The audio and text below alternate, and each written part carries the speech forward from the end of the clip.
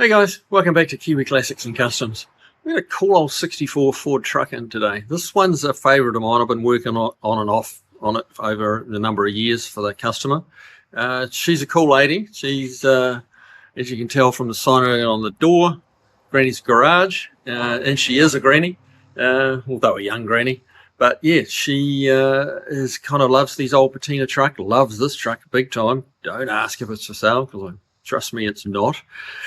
She is in love with this truck, and we're going to walk around and I'll show you why.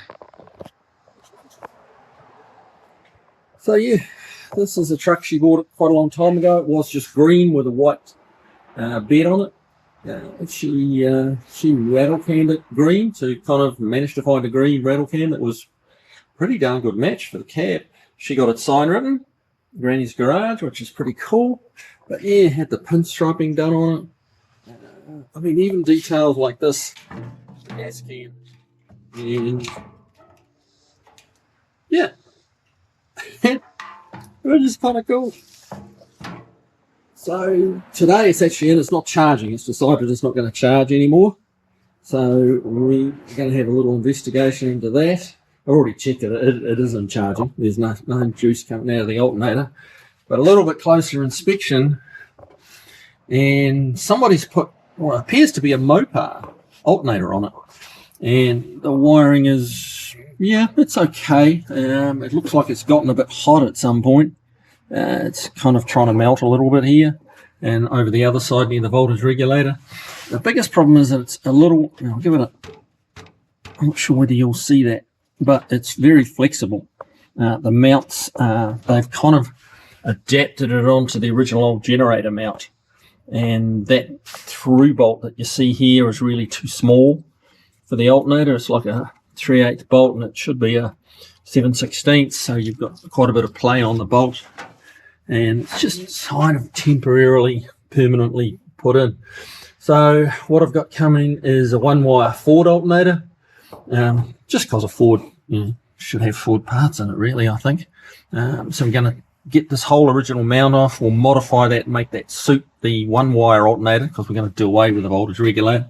Go to a nice simple one-wire 100 amp output alternator, which are pretty cost-effective, and you don't have to mess around and check that the regulator is going to work. And it's just, you just run a wire from the alternator to the battery or to the starter motor, and you're good to go. It's nice and simple.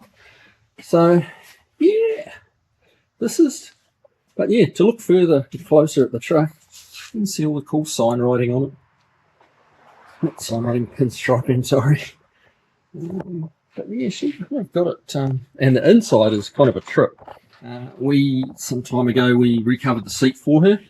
So that's, it looks nice with the green, I think. She's got some little dangly things that maybe some other boys wouldn't want. But it's got some cool stuff like this. I mean, I just think that's hysterical. But hey. And when you look up at the ceiling, she's got it well decorated. You got all the speed stickers. Oh, hard to get it all in. But yeah, all the speed stickers you could hope to have. And she really does kind of live and breathe this whole era, this redneck rumble type thing. The Betty Boop, she has a little bit of a Betty Boop look going on, and it's cool. It's always fun to have a customer like that coming by, rather than just crusty old men like we get most of the time.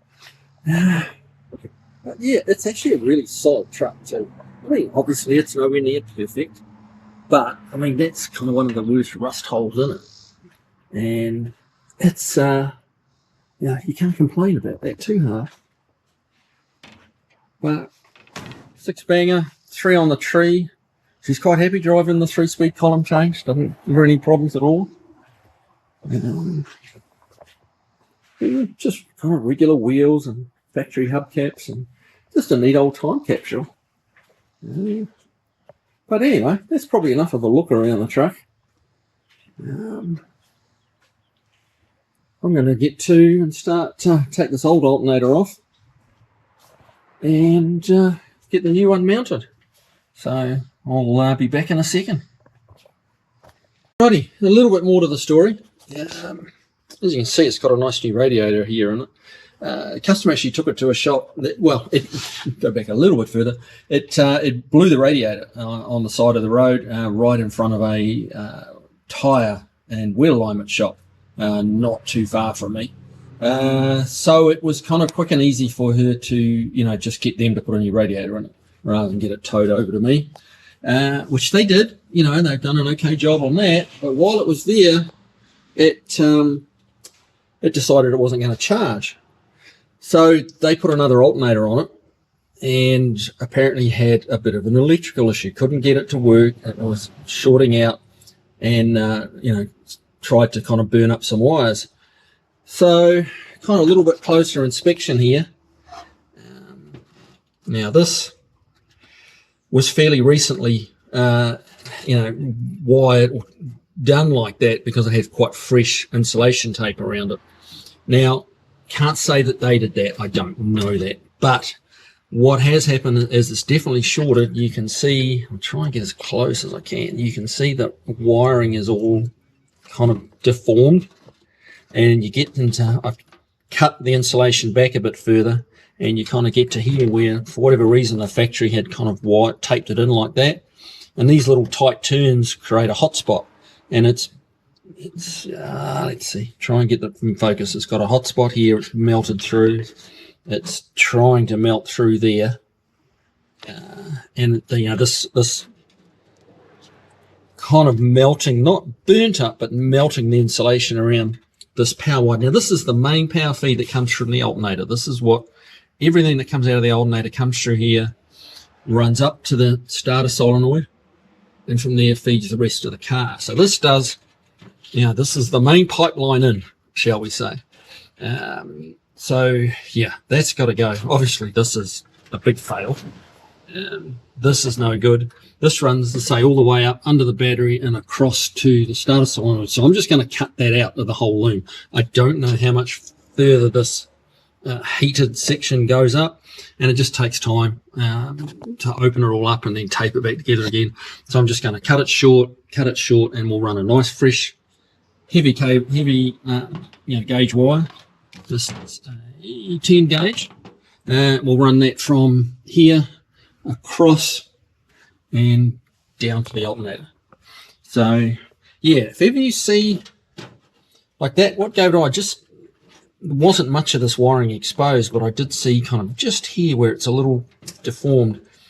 And honestly, if you think that it looks like it might have been hot, explore it further, have a little dig, and yeah, cut some of the wiring harness back and see what it reveals, because this told a much more in-depth story once you took a closer look. And you've got to be so careful with electrical because there's no fuse on the circuit. This runs from here up to the, as I said, up to the solenoid, into the fuse box. There's no fuses in that section of the wiring. So if that shorts, it's going to burn. So, and you know, our classic cars, you know, that we all love, the biggest, talking to the insurance agents, the biggest cause of total losses in our hobby is caused by electrical fires. So don't cut any corners. If you see something that looks a little off, I mean a little off, just have a look and explore it. See it, you know, it might come to nothing and be like, oh yeah, that's all it is, don't worry about it. Or it might be like this, and crap. I mean, that's you know, it's I think it had a 60 amp alternator on it, and you know, that had 60 amps going through it, and you can tell. So, right, I'm going to carry on, guys. Back on the line. Okay, so there she is, running. Hope the motor's not drowning me out. Alternator's not shaking, it's just sitting there nicely, everything's lined up. We've got a nice big 6 gauge cable. We had a fairly good run over to the starter solenoid, so I decided to up it to 6 gauge wire. Being that it is 100 amp, and it's got a long run, probably close to a 6 foot run. So yeah, there's a little bit of wire there to help it through. 14.49 volts at a very slow idle. I'll complain about that. Battery's It's charging a bit because the battery got a bit low with not charging. It's not that much.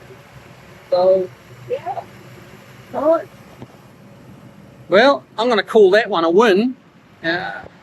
Granny's garage is back on the road. And, yeah. All's well that ends well. Alright guys, well, I hope you enjoyed that, and we'll see you on the next one. Take care.